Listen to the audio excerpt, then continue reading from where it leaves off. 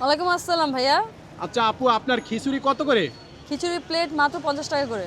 আমার 2 প্লেট খিচুড়ি প্রয়োজন। এখানে আপনাকে 2টি অপশন দিছি।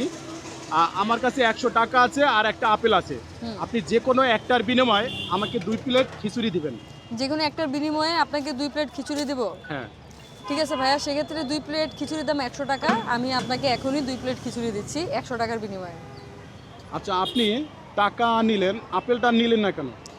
আপেলটা ভাইয়া এটা তো বিনিময়ে প্রথাতে নিই আমরা।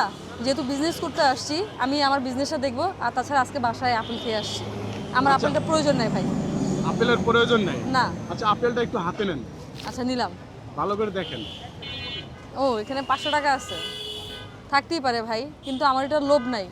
আমি 100 টাকা আপনার কাছে বিক্রি করতেছি, আমার এখানে আরো অনেক বেশি খিচুড়ি আছে যেগুলো আমি এই 500 টাকার বেশি বিক্রি করতে পারবো।